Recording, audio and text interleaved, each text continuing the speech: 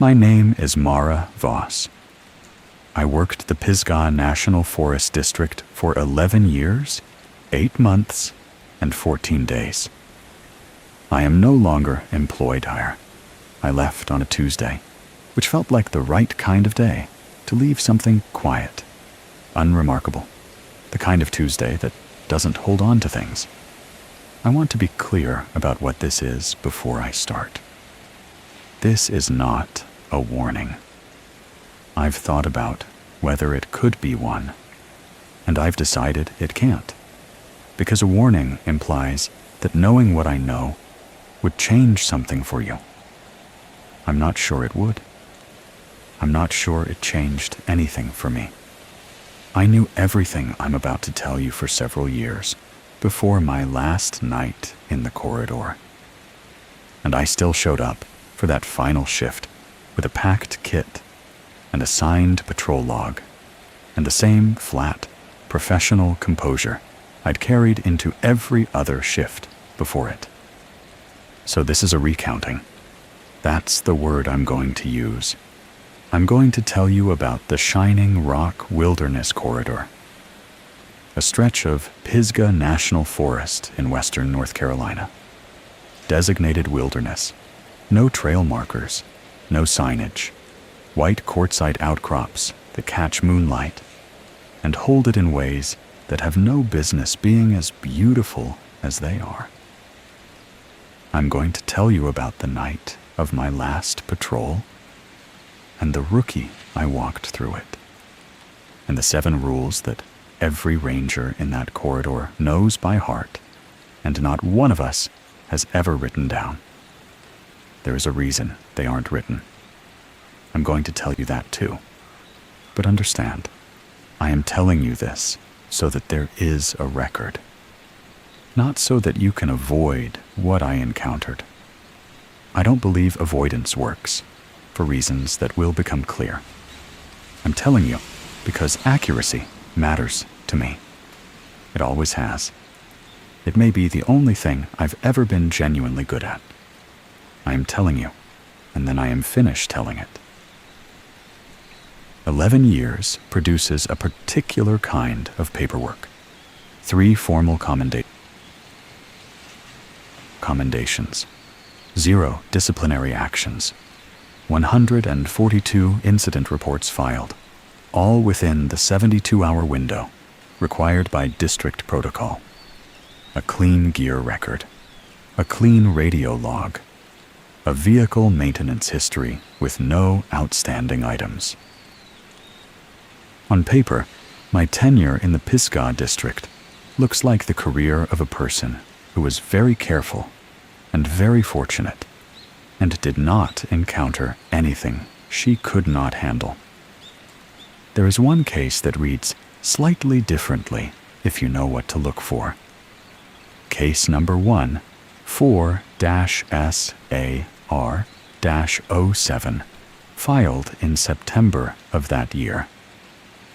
A search and recovery operation in the Shining Rock Corridor for a woman named Delia, just Delia, in this telling, because that's how I always think of her. The case was filed as resolved. There is a tick mark in the resolution column, and a date and my signature. There is no body listed in the recovery summary. The district accepted this without question, because the district had seen the corridor long enough to understand that certain things simply don't have recoveries in the conventional sense, and that it is better for everyone's paperwork if the resolution column has something in it. Nobody asked me about it.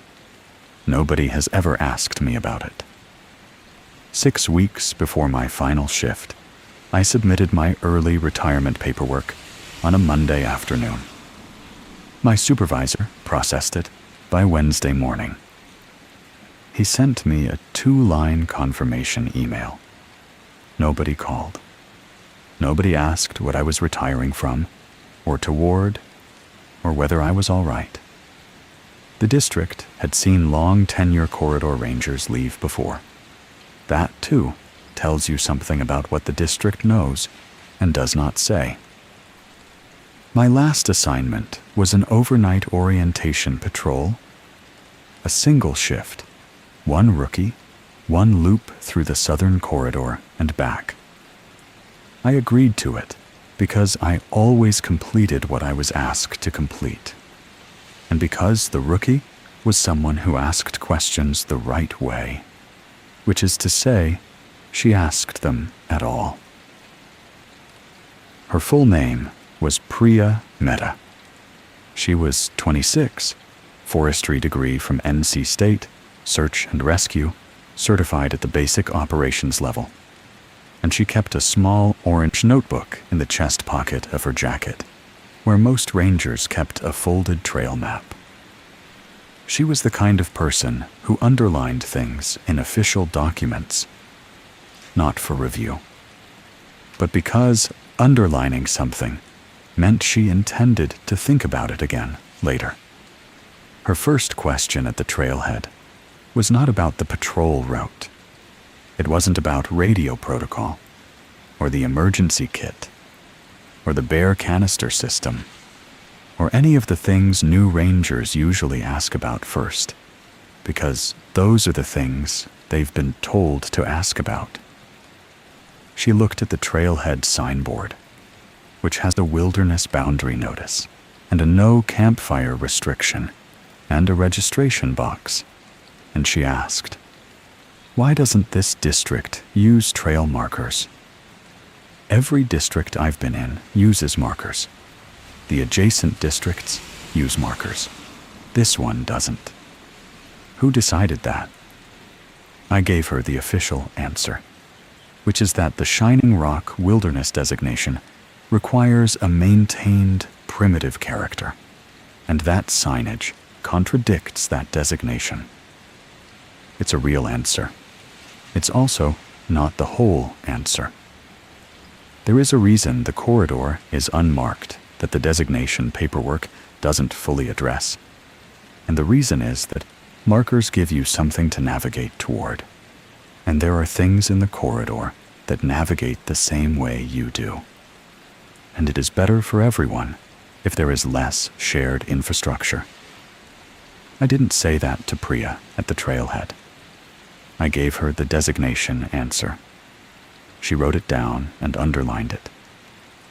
Then she looked at me over the top of her notebook with the expression of someone who has underlined something she intends to come back to.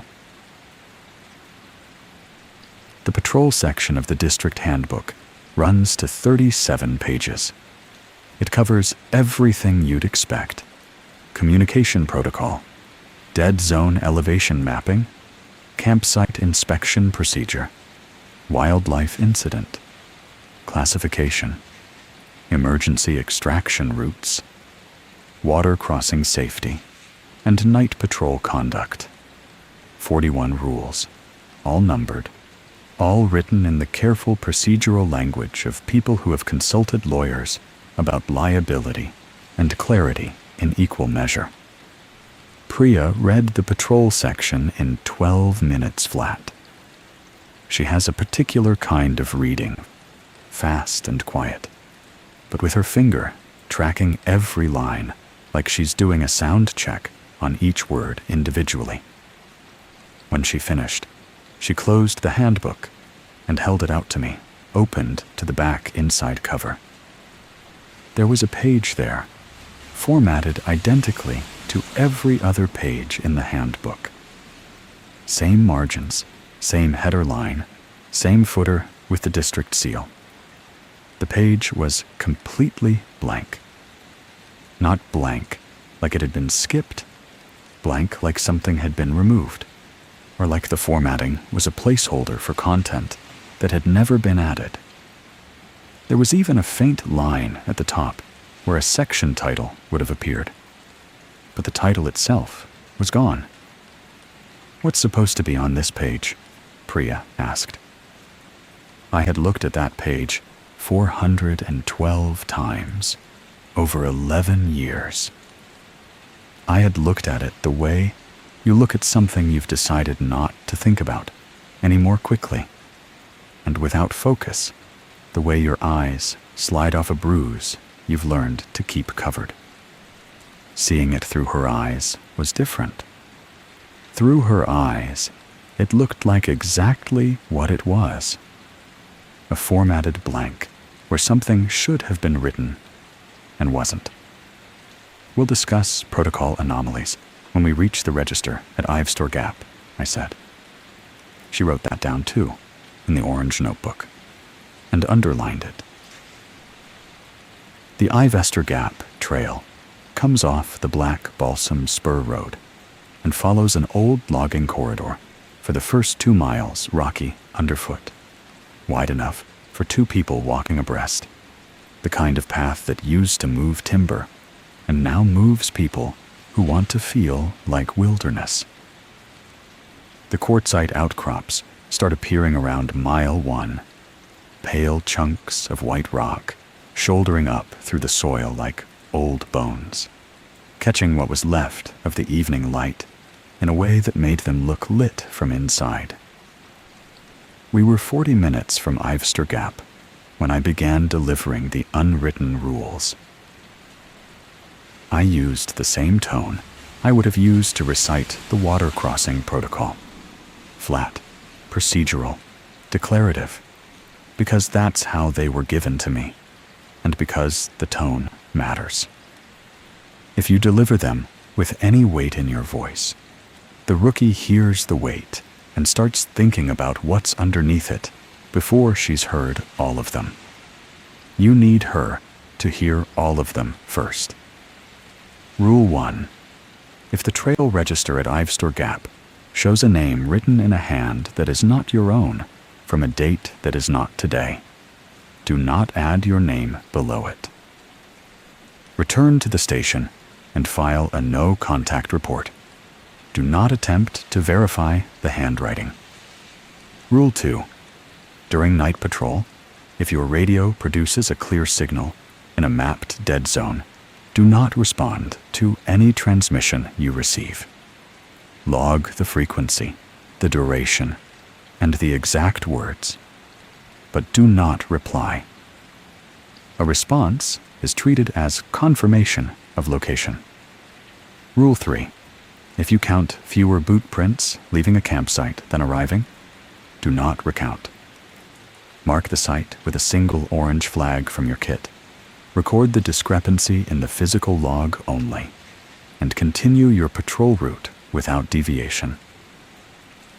Priya wrote all 3 down without asking questions. She wrote faster than seemed necessary, like she was trying to capture the exact words before they became something else in her memory. Then she asked who had written the rules.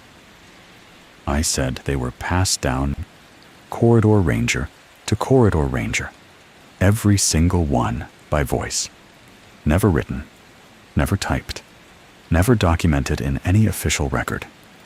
She said, that means if you stop passing them on, they stop existing. I said, that's correct. She thought about that for several steps. The gravel under our boots was the loudest thing in the forest. The station is a little over 3 miles from the trailhead, a small, solid building with cedar siding and a metal roof, and a generator that hums at a frequency slightly below comfortable.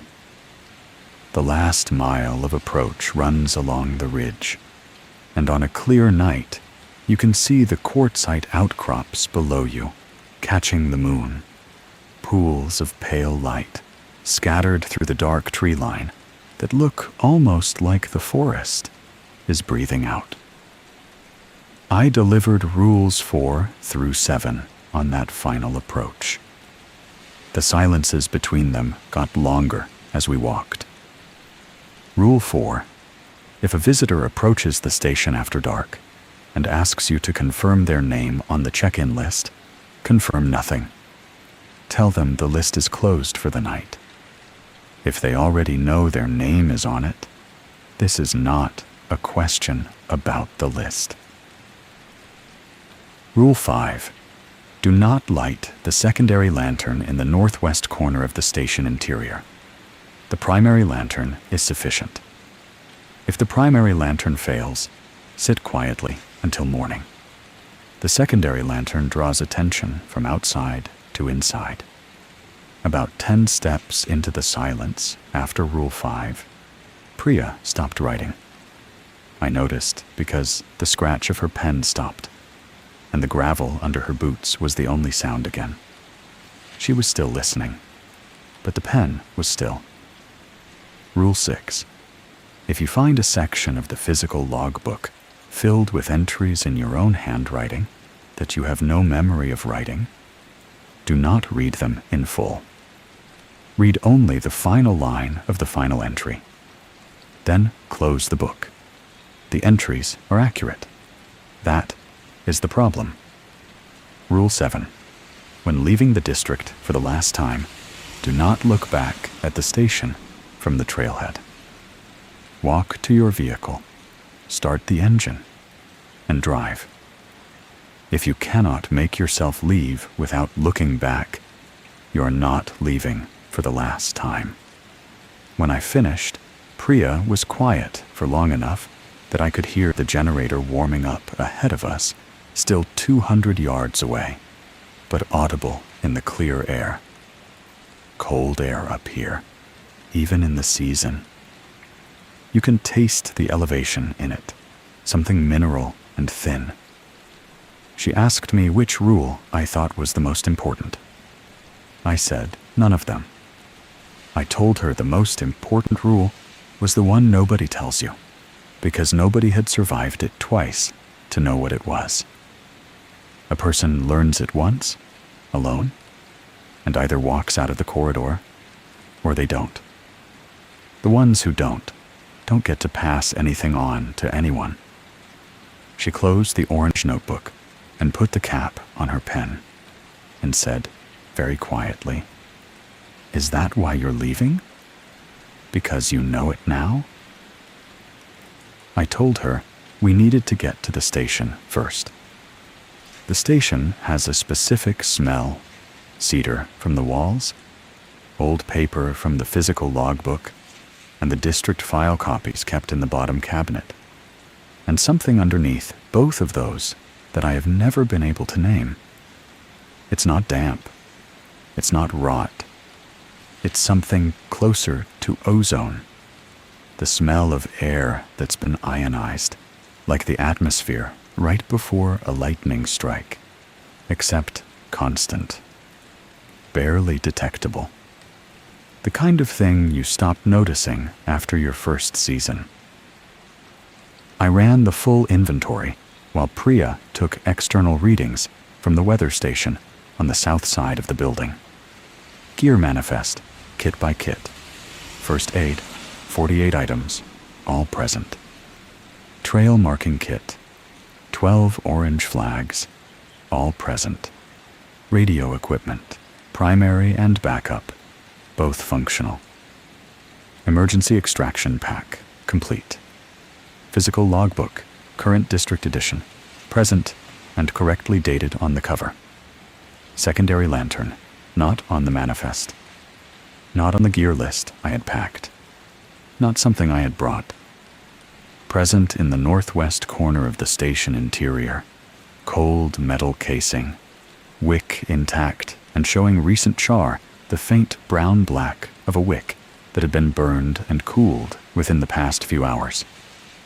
I stood with the manifest in my hand and looked at it for 4 seconds. Cold lantern.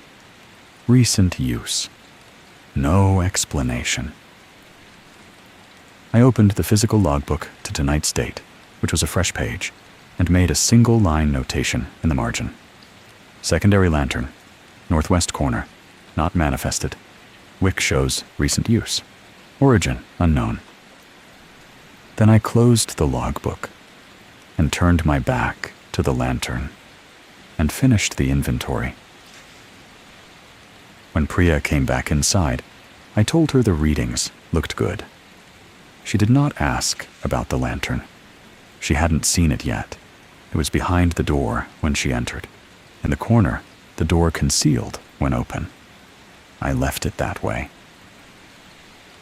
Landmark drift is a documented phenomenon. It exists in the district's internal records, not the public-facing materials, but the operational files that get passed from supervisor to supervisor at the beginning of each tenure. The definition is this: a tendency in long-service corridor rangers to misremember the relative spatial position of fixed geographical features, particularly the quartzite outcroppings, despite repeated correct navigation using the same landmarks. It is logged as a cognitive anomaly. It is attributed to the disorienting optical effects of white quartzite at night, combined with the absence of trail markers that would otherwise create consistent, corrective reference points. That's the official explanation. And it covers most of what happens to rangers in their first 3 or 4 years. After that, it stops being satisfactorily explained by optics. I have experienced landmark drift twice in 11 years. Both times I filed the standard cognitive anomaly report, marked the date and the location, and the specific landmark that had appeared to move, and noted it as a perceptual irregularity with no operational impact. On the first patrol loop of my last shift, I walked a path I had walked 412 times. I know the exact sequence of outcroppings on the eastern approach a low shelf of quartzite that runs for about 20 feet. Then a gap, then a single larger formation, shaped vaguely like a seated figure. Then the trail turns north. My body has that sequence memorized in the same way it has memorized the gear inventory. Not thought about. Known. The seated figure outcrop was on my right. It should have been on my left. The rock had not moved. I know that. Rock doesn't move. But the body's knowledge of where it should be, the deep, accumulated knowledge of 412 repetitions, said, left. And the rock was unambiguously, precisely, utterly on my right. I did not stop walking. I noted the position in my head and adjusted my bearing by feel, and kept moving. Priya hadn't registered anything unusual because she didn't have 11 years of repetition to tell her it was wrong. But I noticed that it was the first time landmark drift had occurred on a final patrol. And I noticed that the formation, as I passed it, caught the beam of my flashlight and held it for a half-second longer than quartzite should. Just a half-second, like it was looking back. The Ivestor Gap Trail Register is a metal box mounted on a post, painted green, with a hinged lid and a latching mechanism that requires 2 fingers to open. Inside is a yellow legal pad, replaced at the start of each season, and a ballpoint pen on a cord. Standard wilderness register. Standard equipment. There is nothing about it that suggests it should be anything other than what it is. A record of who walked through. I positioned myself to Priya's left as she opened the box, which gave me a sight line to the register without having to reach past her. 4 entries from 3 days prior. A group, first names only. The casual signature style of people who've done this enough times to be comfortable, but not enough to be bored. Below them, the page was blank for almost 6 inches. And then, below that blank space, was a single entry. One name, written in neat, careful block lettering. A date tonight's date, correct month, correct day, correct year. And a time. The time was 40 minutes from now. I knew the handwriting before Priya could ask about it. I had seen it on 14 months' worth of incident reports, filed in the physical log, signed at the bottom of patrol verification sheets. Garrett Yuan's handwriting has a particular evenness to it.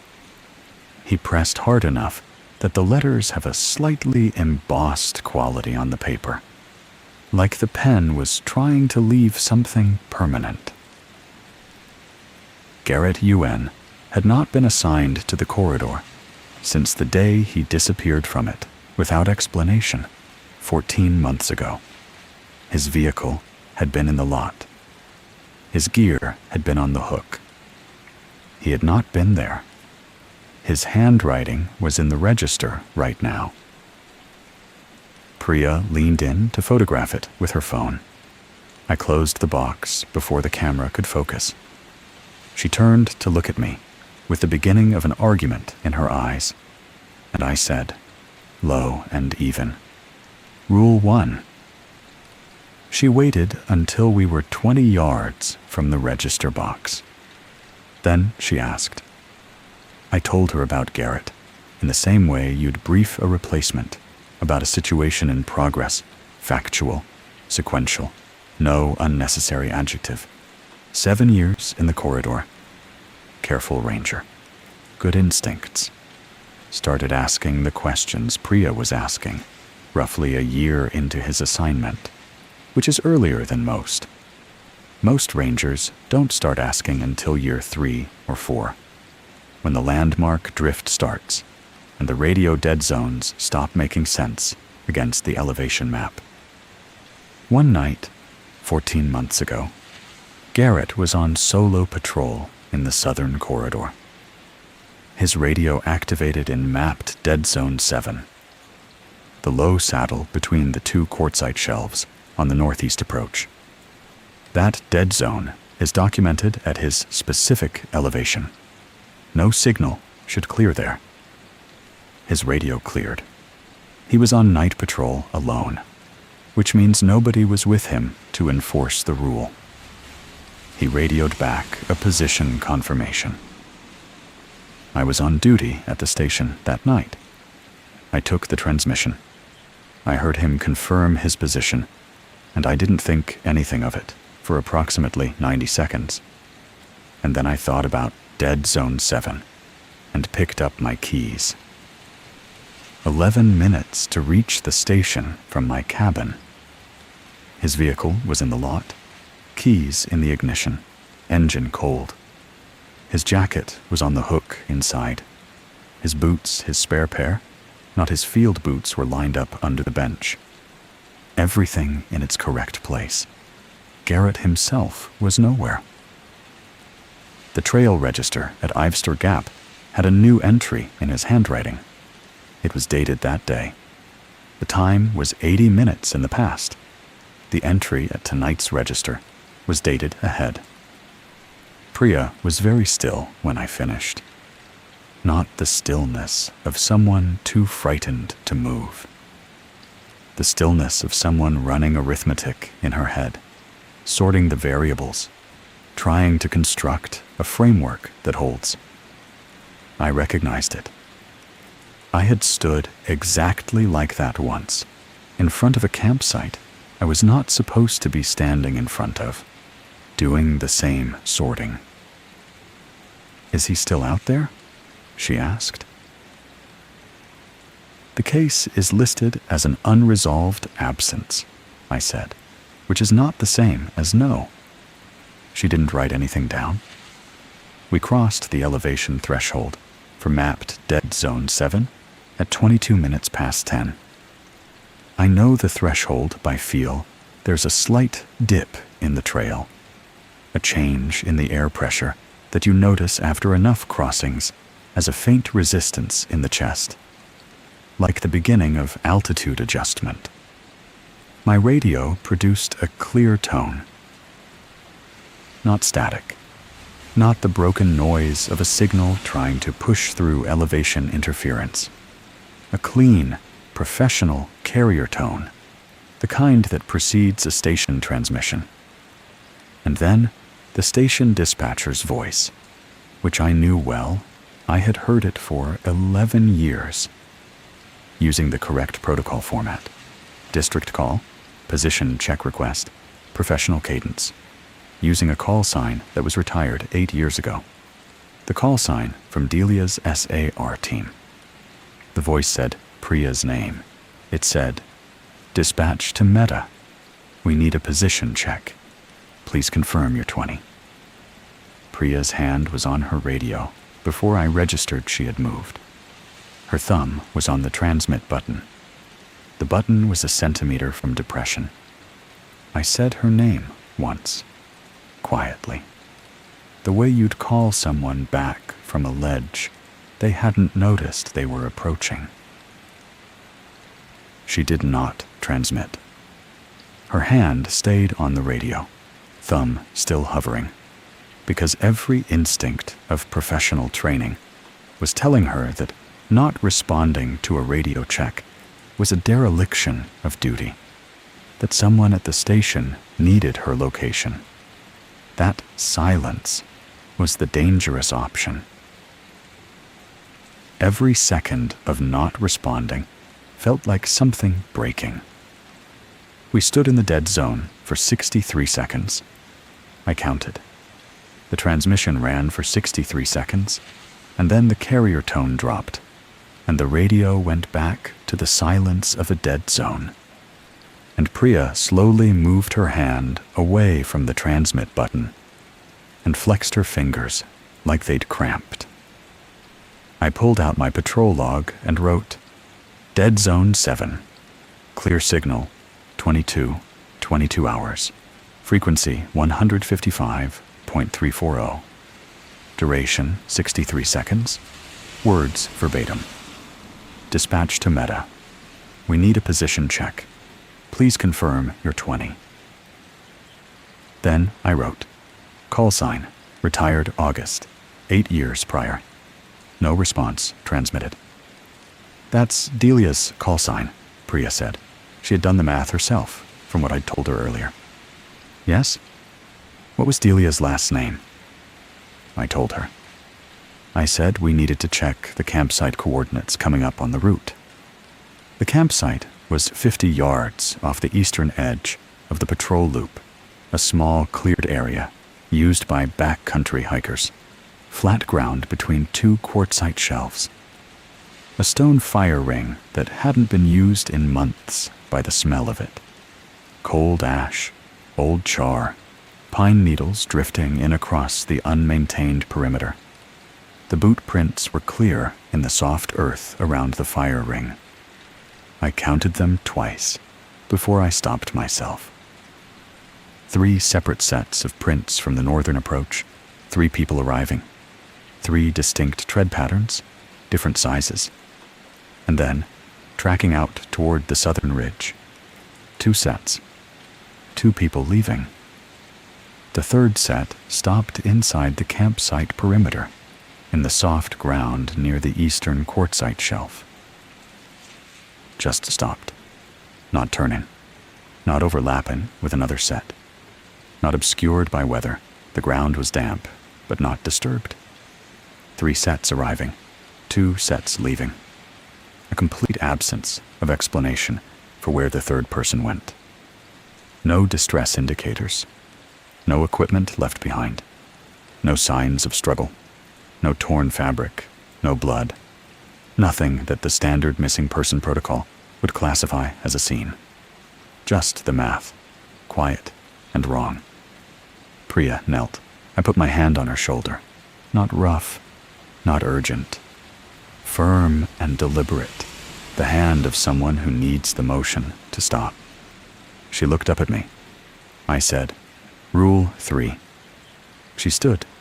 She stood the way you stand when your body doesn't want to, when every reflex you've built over years of SAR training is screaming that you are abandoning a search before it has begun.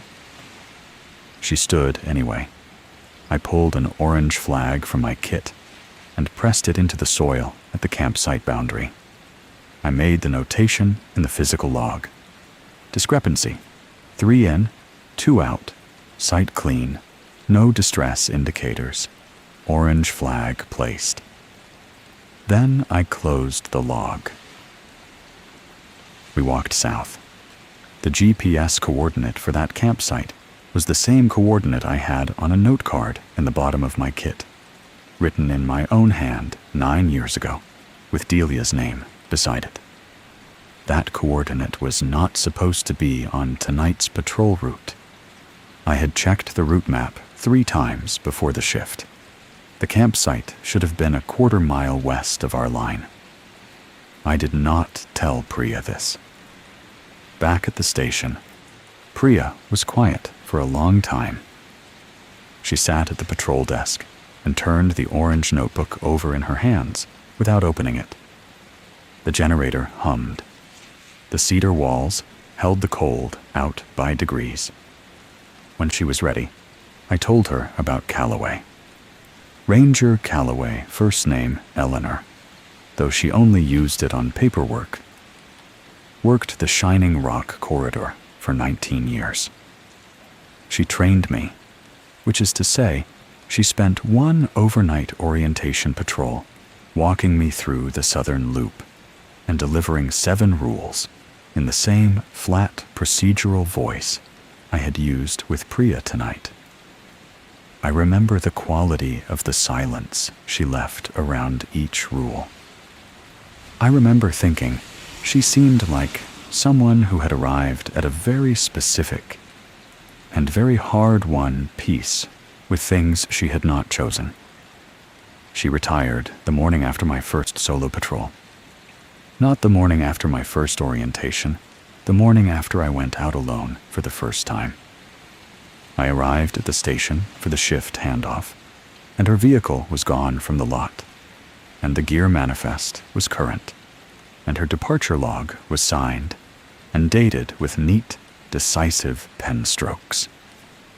3 months into my tenure, I found a letter in the back of the lower desk drawer, under the district fire codes from 14 years prior. An envelope, sealed, with no name on the front, addressed, as it turned out, to whoever came next. The letter was 1 page. I read all of it except the last line.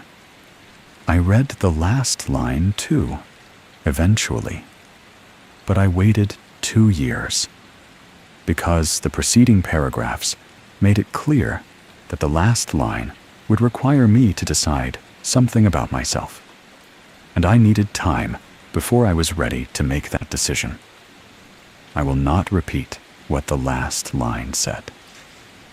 I will tell you it did not surprise me by the time I read it, and that the absence of surprise was its own kind of answer. I told Priya about the letter without quoting it. She asked if there was a letter waiting for her. I told her I didn't know. Then I told her I wasn't sure I was the right person to ask. She accepted that. I went to the physical logbook to walk Priya through the no-contact incident report. Format. It has a specific layout that differs from standard reports.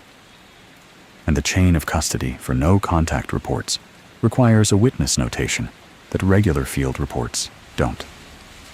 The logbook was open. I don't leave logbooks open. I close them each time. It's a habit so ingrained, it's closer to reflex. Close the book when you're done with the page. Keep the spine from cracking. Keep the moisture out of the paper. I have never once left a logbook open on a desk. The open page was dated 6 weeks ago. The same week, I filed my retirement paperwork. The entry was in my handwriting, not a copy of it, not a simulation, but genuinely mine. The particular way I form the letter G, the way my sevens have a crossbar, because my mother wrote them that way, and I picked it up without noticing. The way the ink trails slightly thicker at the end of words, because I pressed down on the back stroke. A patrol entry.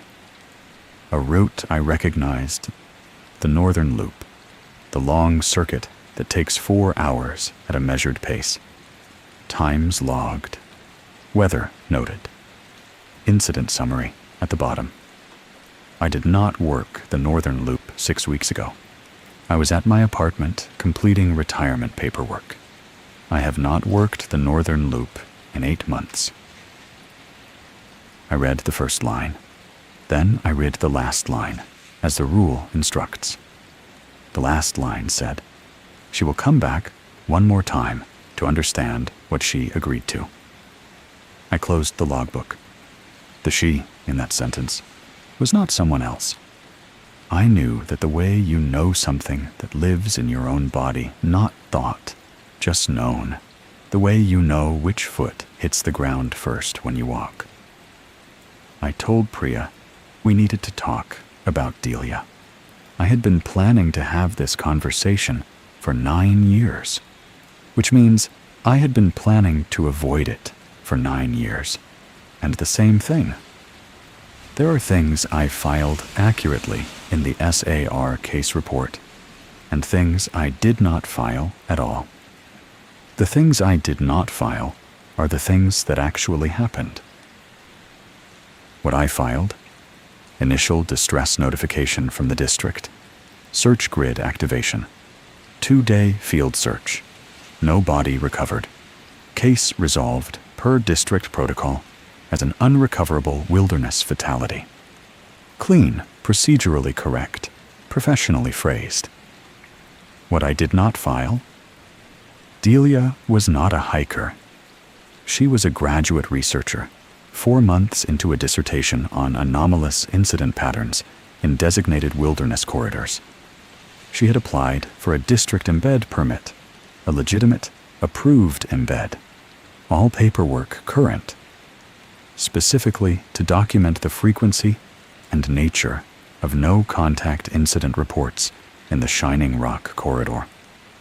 She had been reviewing filed reports from the past 30 years. She had found patterns. She went out for a solo observation overnight, approved, permitted, logged.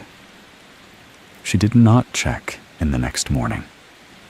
36 hours later, I was assigned to the SAR response. I reached the last known coordinate, the coordinate on the note card in my kit, the coordinate that appeared tonight, where it had no operational reason to appear at approximately 1400 hours on the second day. The sky was overcast. The quartzite on the surrounding shelves had the flat, dull pallor it gets under heavy cloud cover. Delia's pack was there, her tent half erected, her notebook open on a flat rock, filled with neat columns of incident report dates and location coordinates and outcome codes, and Delia's hiking permit documentation, which she had removed from her pack and spread out on the ground, as if she had been reviewing it. All 43 pages of the Ivestor Gap Register's yellow legal pad, which had been removed from the register box and were now laid out on the ground in sequence, like she had been cross-referencing them against her data. Priya said, "The register from the station?"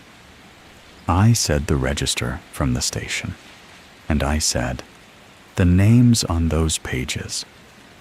All 43 pages, covering 11 months of hiker entries, had 43 additional names that did not appear on any official hiking permit application filed with the district for those 11 months.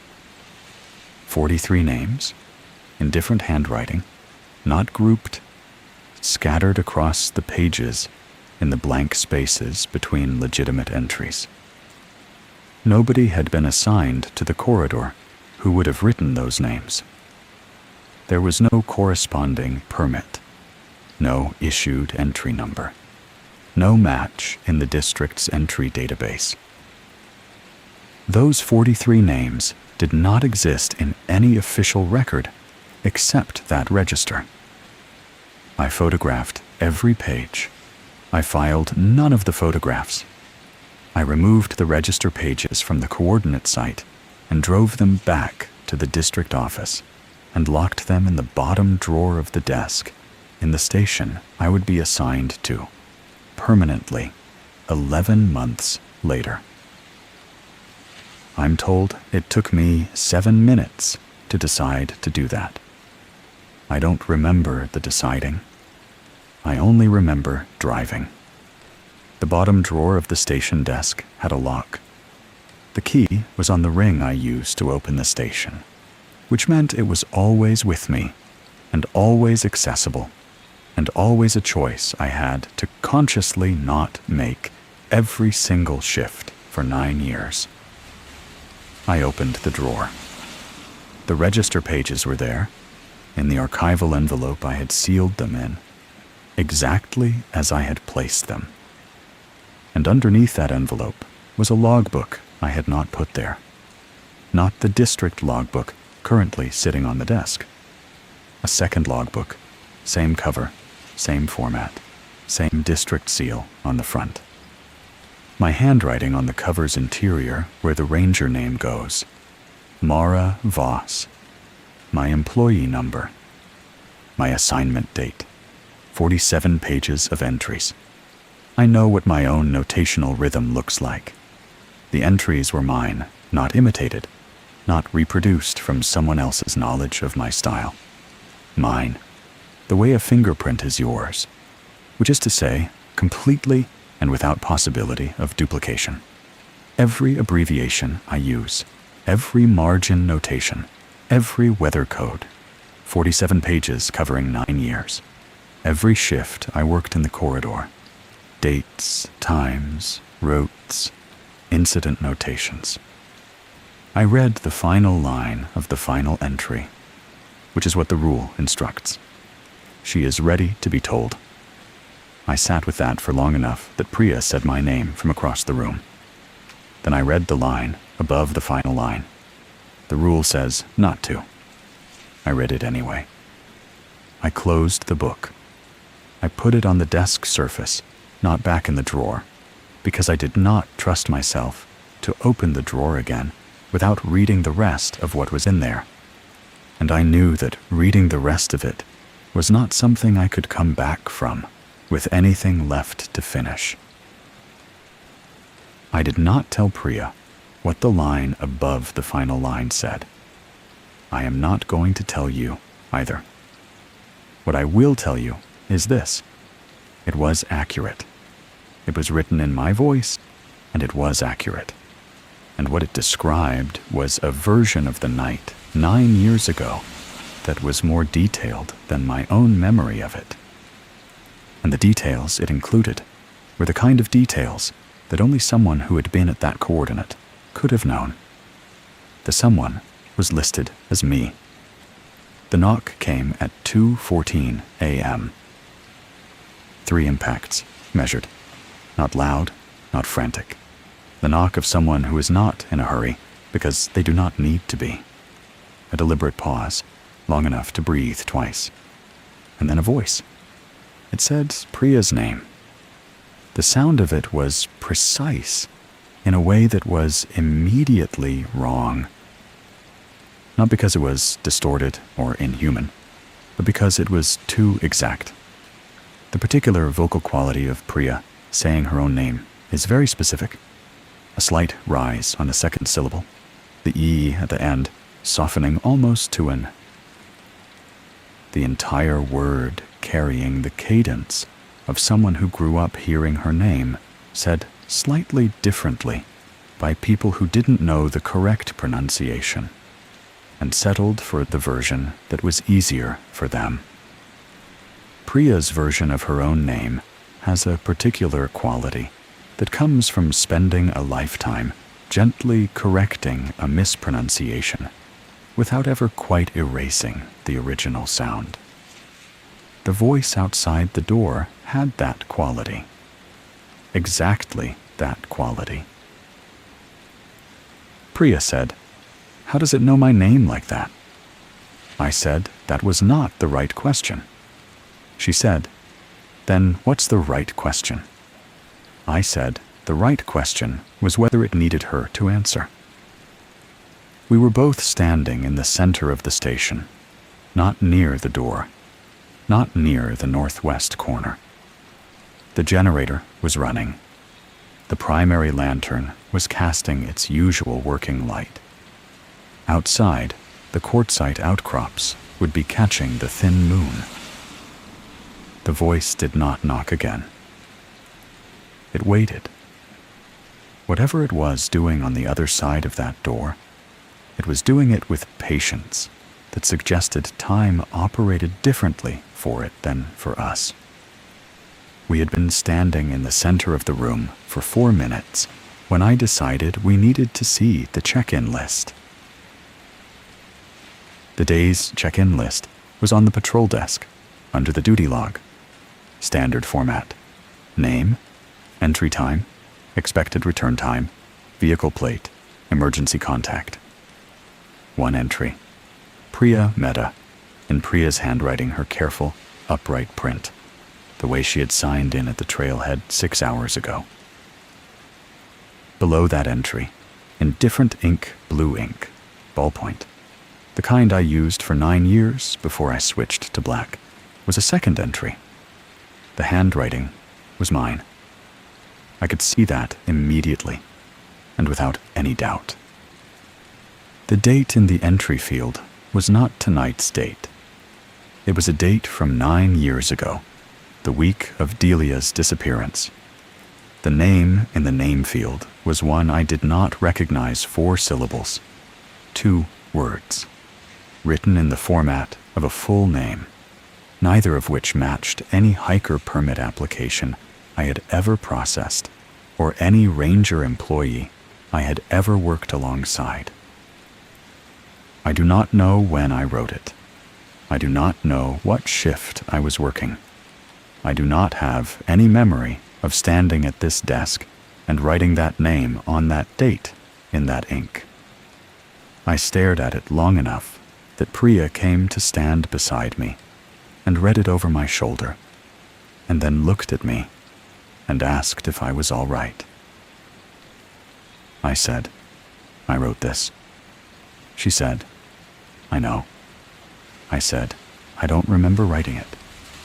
Outside, the voice was still not knocking. The quality of the silence it was generating was different from regular silence. Regular silence is an absence of sound, and this was something that had replaced sound, rather than simply being where sound wasn't. I looked at the unfamiliar name in the entry for a long time. Then I looked at my own handwriting around it, and thought about the 47 pages in the logbook on the desk, and the line above the final line, and the shape of what I had been a part of for 9 years without knowing the shape of it. The primary lantern failed at 3:07 a.m. The station went dark. In the northwest corner, there was already light. The secondary lantern was lit. Not newly lit, the flame was steady and calm, the kind of burn that has been going long enough to have found its level. The light it produced was warm and without flicker, and it threw the room into clean visibility, except for one detail. It cast no shadow toward the door. Every other object in the station cast its shadow in the direction I would have expected from a northwest light source, but the door was shadow-free. The lantern was lighting the room in a way that made the entrance invisible. Rule 5 was fully engaged. Rule 4's voice was still patient on the other side of the door. Rule 2's frequency and duration were logged in my patrol record. The transmission, still reverberating in the notation language, "Do not reply." A response is treated as confirmation of location. Because the entity that used Delia's retired call sign was still using it, as far as I knew, and I still had not replied, and Priya still had not replied, and that silence was the one thing we had done right all night. 3 rules simultaneously active. And me, standing in the center of a cedar station with 9 years of unread logbook entries on the desk and a secondary lantern in the northwest corner that I had not packed and had not lit. This is the moment I understood something I should have understood much earlier, which is that these are not safety protocols. They never were. Safety protocols are unilateral. You follow them to protect yourself from a hazard that does not care about your compliance. These rules were bilateral. They had 2 parties. The 41 written rules existed to manage the consequences of the arrangement. The 7 unwritten rules were the arrangement itself. I had been operating as a party to a negotiation for 11 years without knowing I had signed anything. What had been signed was older than me. The corridor had been taking long tenure rangers for as long as there had been rangers assigned to it. And every one of them had made one unrecorded decision. And that decision had been the mechanism of entry. And the mechanism had been running through every shift and every rule and every careful notational entry in every logbook bearing my handwriting that I couldn't remember writing. Priya looked at the lantern and then at me. She asked what she should do.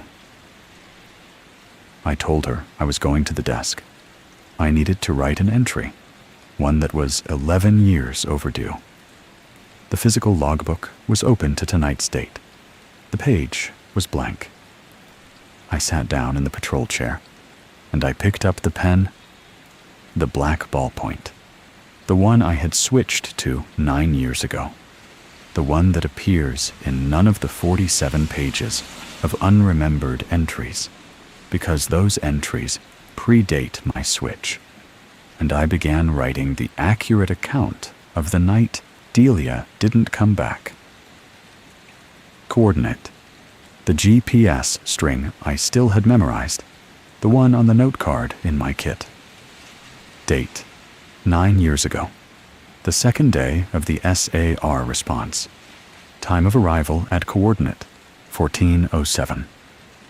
Items found at coordinate enumerated: 1 backpack, partially unpacked; 1 tent, partially erected; 1 spiral-bound field notebook, open; 1 collection of register pages, 43 pages, sequential, arranged in rows on the flat ground. Items found at coordinate not enumerated in the official SAR report. Delia. Standing in the center of the campsite perimeter, facing away, not injured, not distressed, not reacting to sound until I called her name. At that time, she turned. I looked at her face for approximately 2 seconds. I did not approach. I did not call for backup. I did not complete the extraction protocol. I walked back to my vehicle. I drove to the district office. I filed the case as resolved. I wrote that plainly and without any attempt to make it sound like anything other than what it was. A choice made in 2 seconds, with incomplete information and complete cowardice, and consequences I had been carrying in my body ever since. I wrote for 11 minutes. The secondary lantern held its flame without fluctuating.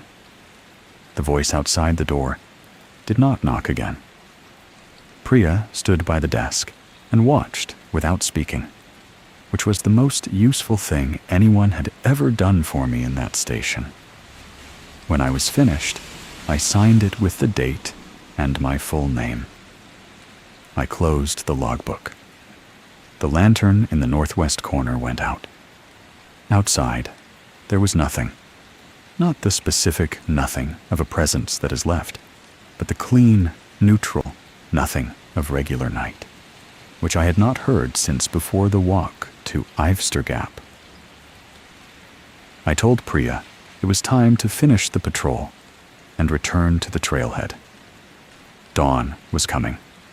Not present yet.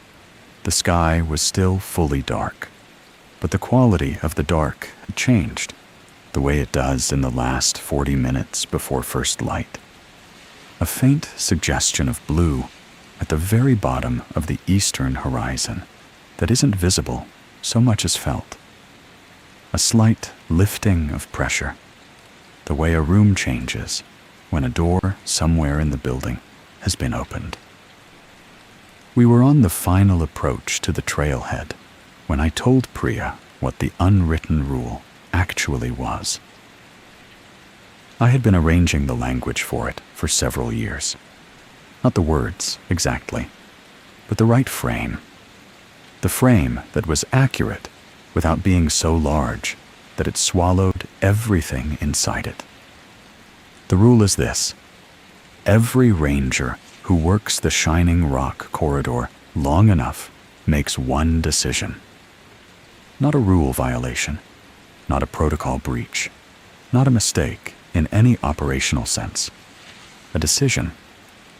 It is not recorded because the act of recording it would require the ranger to describe the situation that prompted it.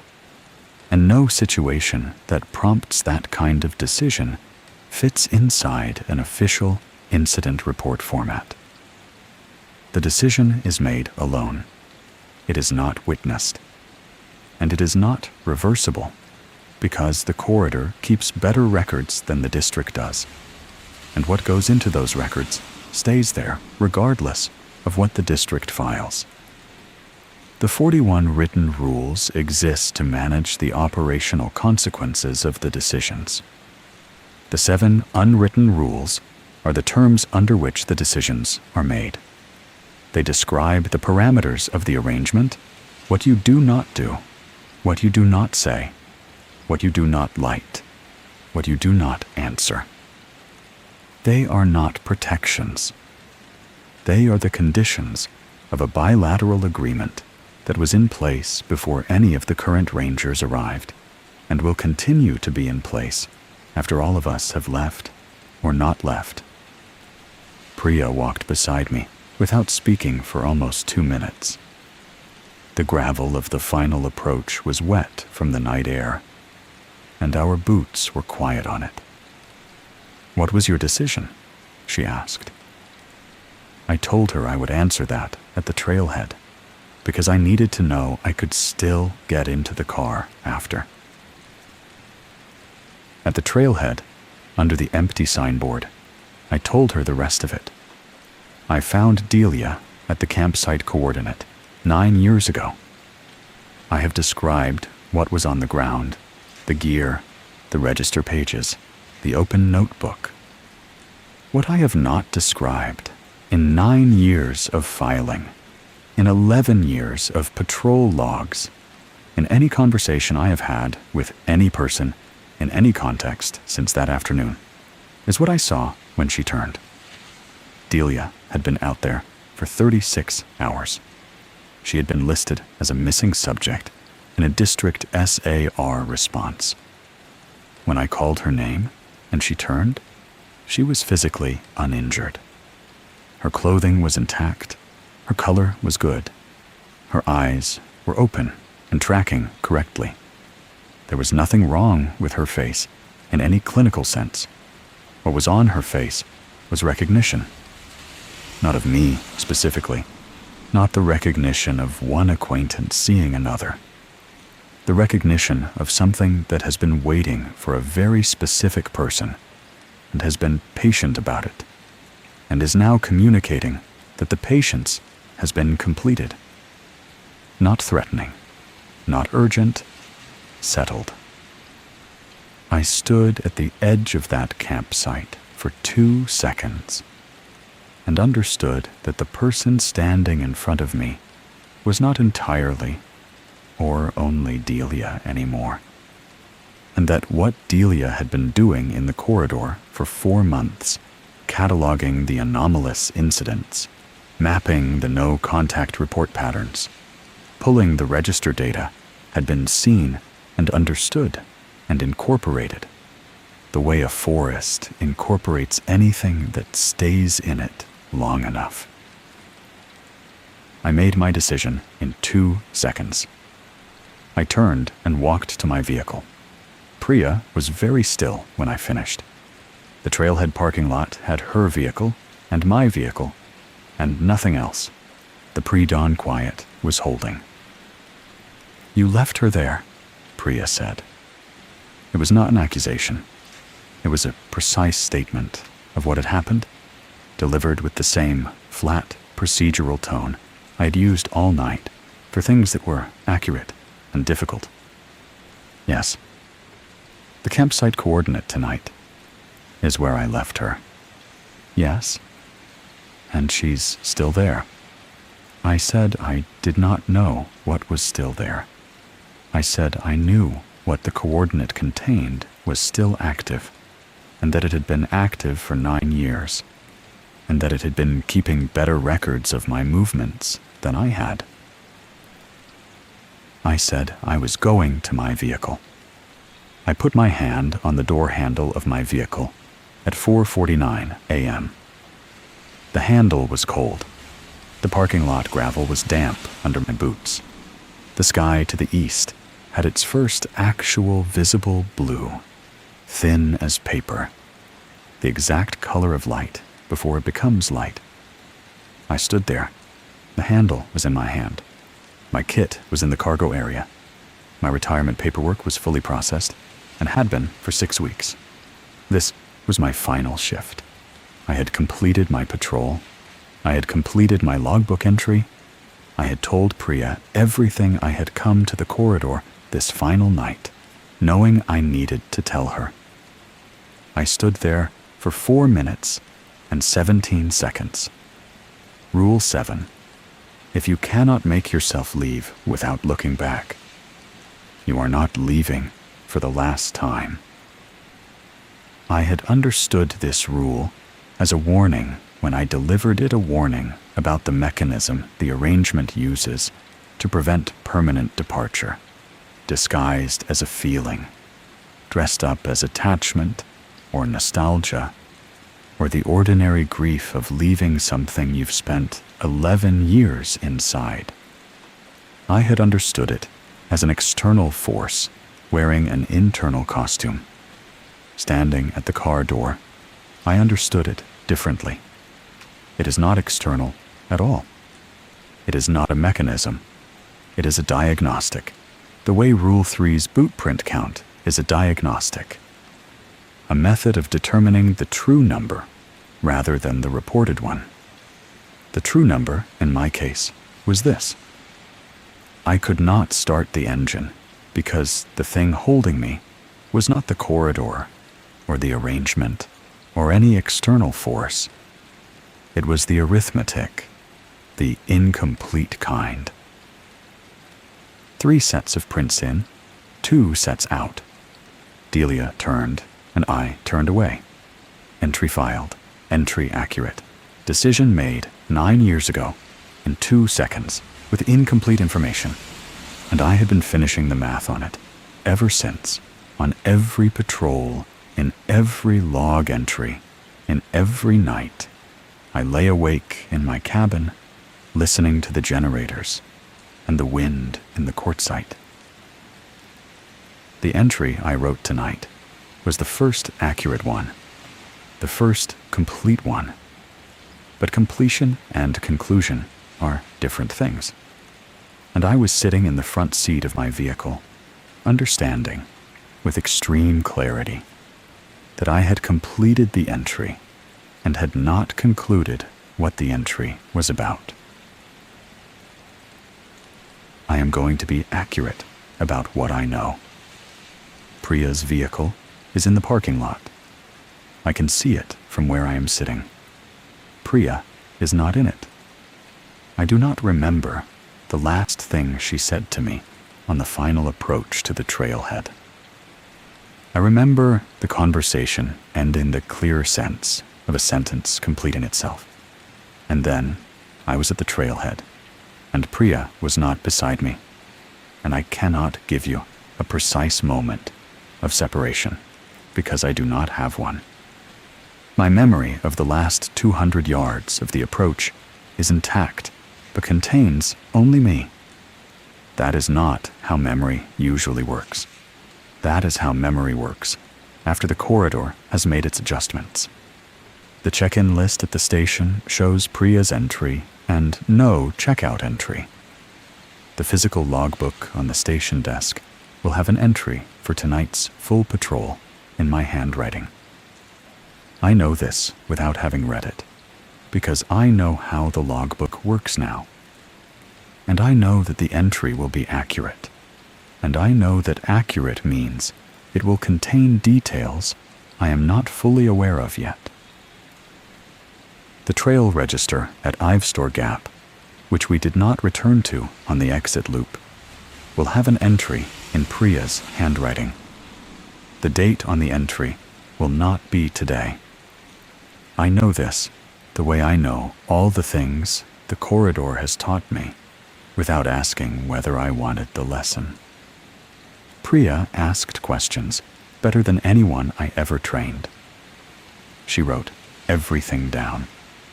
She underlined the things she meant to return to. She did not transmit when she was not supposed to transmit. And she stood up from the campsite when the rule required her to stand.